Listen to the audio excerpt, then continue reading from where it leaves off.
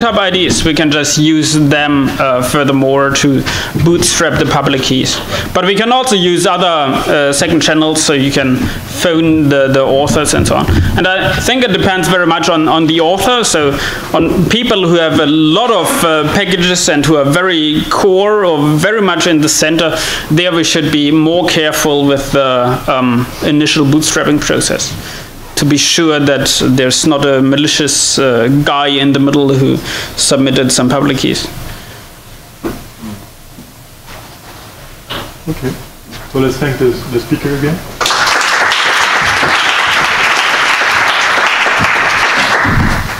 So to introduce the next talk, I will mention that the bus in Boston is quite bad, especially in the afternoon. And when you take the bus back to home, you have a lot of time waiting. And what you can do is to hack the OPAM repository using this cool neutral that Fabrice has built. So OPAM builder, Fabrice. Thank you for this introduction.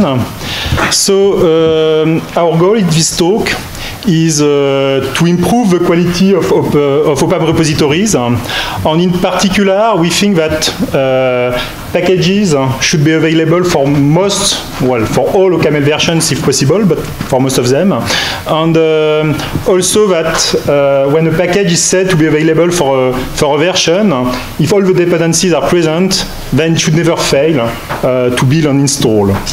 Otherwise, it gives a bad sign for newcomers on the quality of OCaml. So to do that, we already have some solutions that are implemented for the current OPAM repository. One of them is to use Travis on all pull requests on GitHub. So when you send a pull request to the current OPAM repository, there is a Travis which is started, as Anil said, with that tests that the packages that are modified by the pull request can be installed on many different OCaml versions on systems. The other solution is to use the OPAM Weather service, which we will check for all packages that the chain of dependencies are not broken, which means that if a package is removed or added, your package, the OPAM Weather service will notice that that some dependencies are missing and will tell you that the package cannot be installed anymore. The OPAM Weather service is available on ows.eril.org, and also the Camelus bot will put a warning in the GitHub pull request with the result. Well, it implements also some kind of the same feature as the OPAM Weather service. But the problem is that even with these, the installations of packages can still fail for several reasons. The first one is that from time to time we have a new OCaml versions coming, and some packages will not work with this new version. So even if the package was working with all OCaml versions at the time it was submitted to the repository, usually authors don't put a constraint that they will not be working with the future OCaml versions. So a new OCaml version can break packages. Also a new version of a dependency, if the constraints of the package are open, then the solver will try to install the most recent version of a dependency, and if the package is not compatible with the new API of a package, then the package will fail to build and so to install. And finally, we don't do that a lot for OPAM. We don't remove packages for the OPAM repository. But the problem is that if we keep not doing that, the solver is going to take more and more time to find correct solutions. At some time, we'll be forced to remove packages after a given time. And when we remove packages, then the solver might choose to select a dependency version that was not the one selected before. And again, there might be an incompatibility with the API of the version that is chosen. So we need to do more testing on the OPAM repository. And that's what OPAM Builder is doing. It's a continuous testing tool, so it will build all packages of a repository in almost real time after every commit. Not, well, that's the virtual work that it's supposed to do. So it builds all these packages for 7 OCaml versions, so from 3.12 to 4.03, and plus beta, so beta version. So currently we are also building packages for 4.04 beta 2. We build all versions of all packages and almost in real time, meaning that once you have committed something in the repository, usually the results of the compilation will appear on the web page after a few hours. Often much less, but so here is how it looks when you arrive on the website. So it's called the summary mode. Here you can see that well, the colors are supposed to be meaningful. So when it's on the left, when it's completely green, it means that there are no problems of installation. The package is available on all OCaml versions. When it's light green, it means that it's available on all OCaml versions except the ones where it says that it's not available. So, for example, for better errors, you see that it's light green because there are some versions for which it says that it is not available.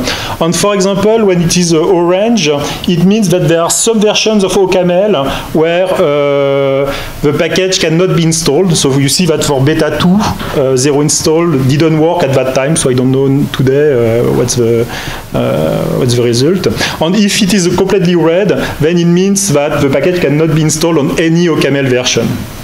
And on the right, the color shows if it compiles, if there are some failures or not. So you see that when it's red, it means that no version compiled, and when it's orange, it means that some versions didn't compile.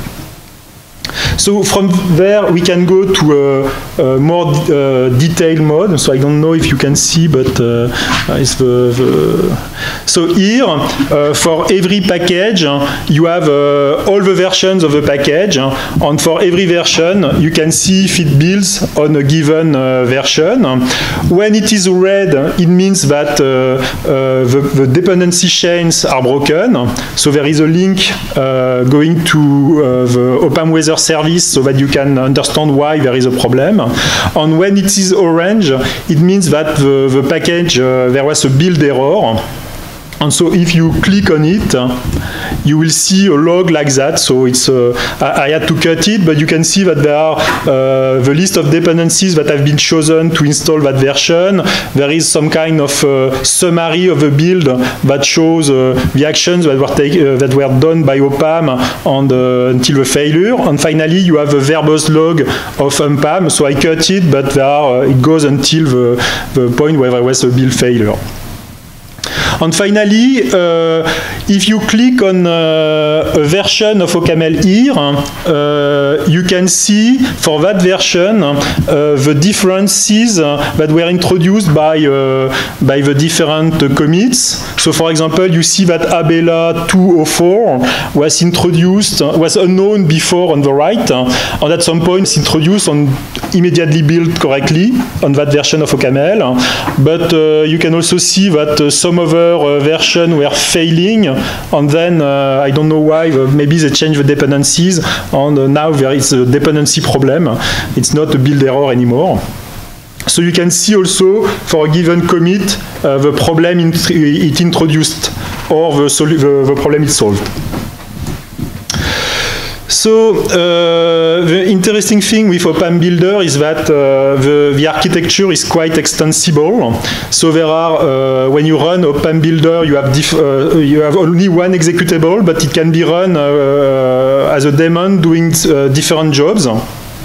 So, for example, you have one daemon that monitors every OCaml version. So you run, when you start the daemon, you tell it which switch you want to, which version of the compiler in which switch you want to build, and it will build all the time all the packages for that version of OCaml.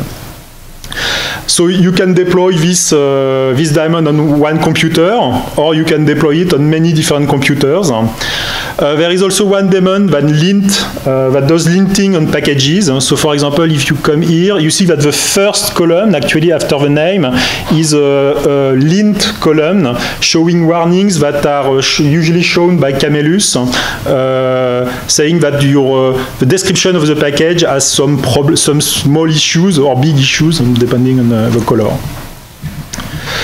So there is one daemon for linting, and finally all these daemons will copy the results while they generate result summaries, which are big files containing all the results of a build, and they are copied in a directory, so that you can easily copy this directory on a different computer, where the last daemon is running, which is the one that will take all the summaries and generate a web page every time there is a new summary that is received.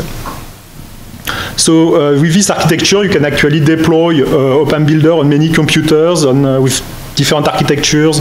And well, I haven't tested it on Windows, unfortunately.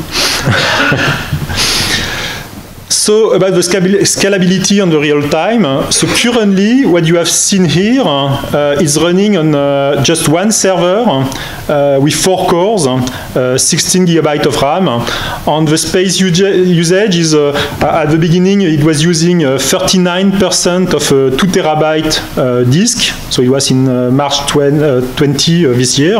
And currently, last week when I checked, it was 80% of that 2 TB disk.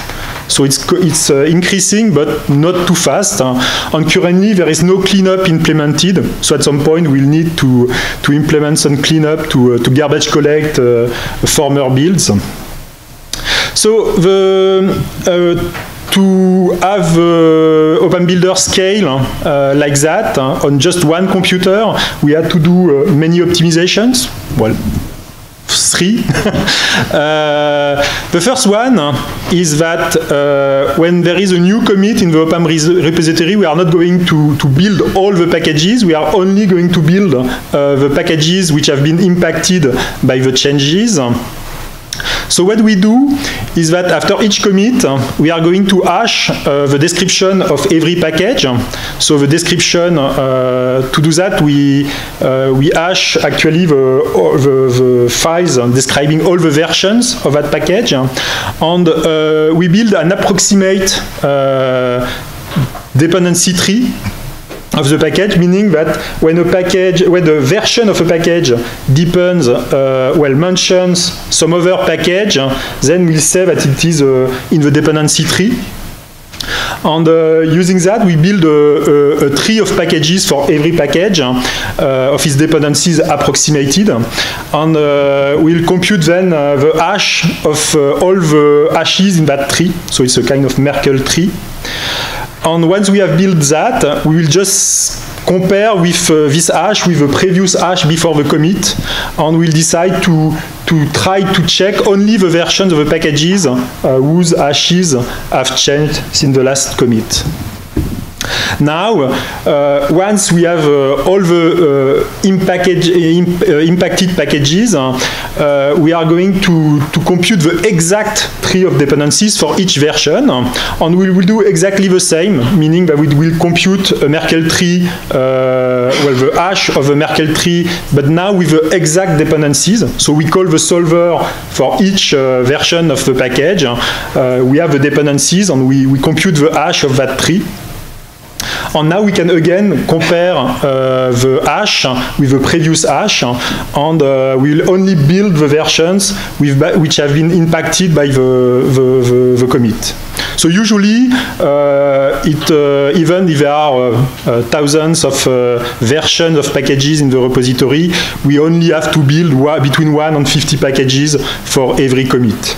Except if, of course, you change OCaml find or this kind of packages. The second optimization is a fast computation of dependencies. Indeed, to compute the exact dependencies of a package, you have to call OPAM, but calling OPAM is very slow because OPAM has to translate the repository to a CUDF format, which is the format used by the solver, so for example, ASP-Queued. And this translation is usually very long. Well, for us, if we have to do it on hundreds of packages. So our solution for OPAM to make OPAM Builder scale was to call OPAM Builder only once after every commit. This, when we call it, we will save the CUDF universe that it will generate. And now we'll use that universe to call directly the solver for all the other impacted packages, which means that usually we have a 10-time speed up like that. And the final optimization is the fact that we are going to cache all the previous builds. So we have patched our version of OPAM. What it does is that every time it's going to build a new package, it will start by actually hashing the files in the repository, in the sources of the package. It will compare it with the previous versions of that package, and also actually the hash of the Merkle tree of its dependencies. And using that information, it will decide either to build the package or to use the result of a previous build.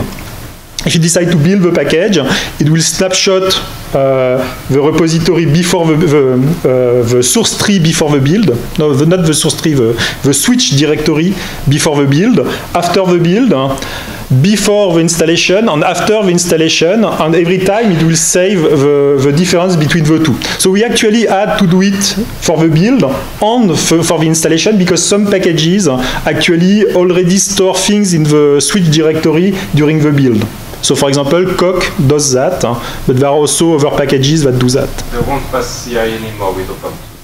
Yes, but currently, and so thanks to this mechanism, we are able to reuse a lot of builds that have already been done. So usually, it makes the compilation of the repository becoming linear instead of quadratic on the number of packages in the repository.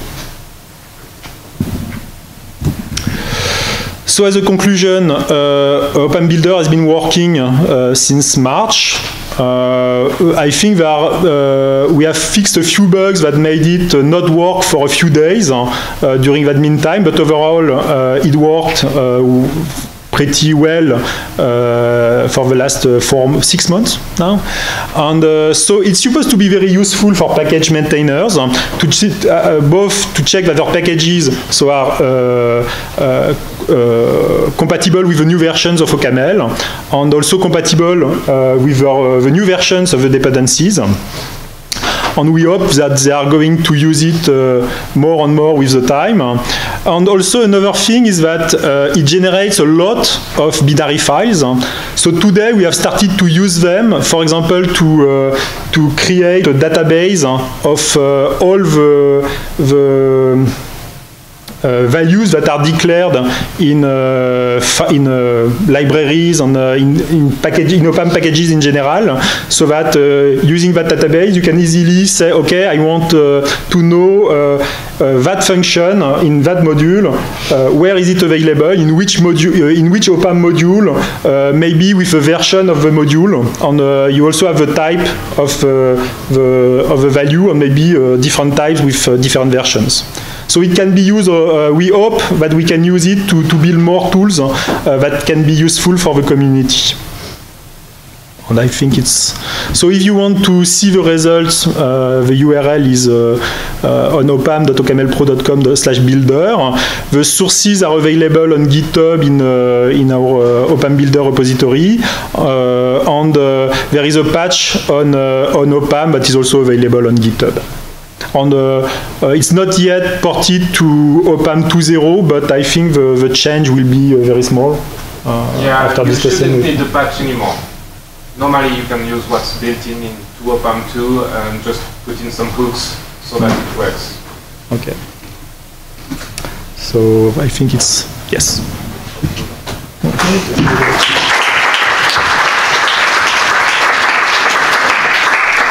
And we have plenty of time for questions. Yes, I respect.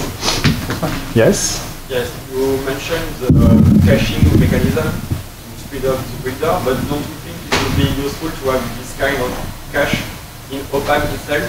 For instance, if you have many switches with similar dependency tree and you want just to install a different version of the package in a single switch and you don't want to rebuild all the packages just to test some different environment? Yes, the current problem is that if you want to do that, well, we already have, I think there is a, at some point we sent a mail with such an experiment. We have binary archives for OPAM. The main problem is that to do that, you have to make OCaml itself relocatable.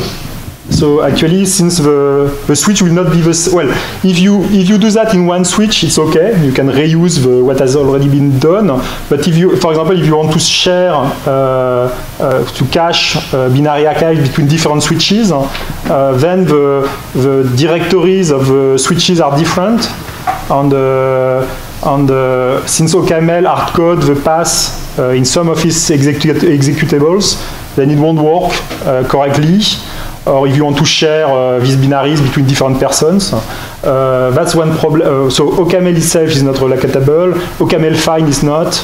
And I think Camomi, for example, has also some problems. So if we want to do that, it's not only doing that in OPAM, it's also fixing OCaml on a few packages that have hard-coded paths in their directory, in their executables. But yes, it could be done. As an alternative, maybe using the OPAM2 wrappers, we have a Docker version that runs OPAM install dry run, and it just builds a Docker container per package, and you just get the natural bus and caching of Docker. So it'll just reuse any kind of Merkle hash of which matches the exact package version that came before, and you can choose which distro and stuff. So you don't need to recreate the compiler. So that's just using it's OPAM2 only though, because it's using the support for wrapper scripts before and after running OPAM commands. That's the new feature of the OCaml workshop. Now we get live Docker advertisements. There was a question, so hope that's okay. That's fine. Other questions? No. Yes. So whenever you put up a web page with green and red lights, you are implicitly projecting a vision of the good. Like, what does it mean to be in a good state? And I'm curious about what your vision of the good kind of informs how that works. One of them you said is, you want things to work for every OCaml thing. Yes. And this is sort of simultaneously laudable and crazy, because if we wanted to support every OCaml version, we can't ever use any new features, right? Like, one of the points of releasing the OCaml version is so we can write better, more reliable, more robust, more expressive code, taking advantage of the compiler gives us. So I'm wondering kind of what's this notion of like, it's in a good state when we have like all the versions. How do you, that's kind of what you think about like, how does like, what is like all the versions supposed to count as, and how do you think about that evolving? I think the idea is not that one version of a package should work with all the versions of OCaml. The idea is more that if you provide a library, for example, then one version of a library should be available for at least every version, for every version of OCaml, there should be one version of a library compiling, so that somebody that depends on that library can use it. So does that mean like, today we're writing a library, they should make a version that works on 3.12? Well, it depends if you want to. I don't know if some people are still using 3.12. I know people that are using 3.11. But usually they have already chosen the libraries that they want to use, and so they won't care about new libraries. But I mean, for example, now when I think that I try myself to go back to 4.01 or something like that when I write some code. And so Maybe the match exception, for example, is something that I would like to keep, so I will maybe stop at 402, but otherwise, for the other features, I will wait to use them a few, well, maybe 1 year or 2, so that the window, in some sense, has moved until they are available on all the versions of OCaml. So I think that there are some, if you really want to make a library that will use as much as possible the latest features of OCaml, then of course you cannot be backward compatible, but for general purpose library, probably you want to go back as far as possible. If I can make a comment, you complain about green, yes, light green, but the difference between red and orange is also kind of not so convincing, and I'm sure that Fabrice would welcome pull requests to improve the web interface and improve on these kind of things. I think Pietro yeah, I mean, I wanted to make a comment about this. For me, it's about the quality of the repository. No, we spent too much time on that. You've discussed that offline. Damien? Thibault, did you have a question? No? No other question? What was the comment about the quality of the Okay, let's go. I'm not sure it is the tiger. For me, it's about the quality of the repositories, but a package is declared to work on with a compiler, then and it doesn't work, then it should be right over there. If a package is declared not to work on a compiler, then what it's the right quest. It's not about being on good, it's about you say that it should work, but it doesn't. So the quality assurance tool tell you just, look, there is a mistake there. It's not about the quality of the package, it's that. I guess it's only green versus light green. Strong. They are green. Any other question?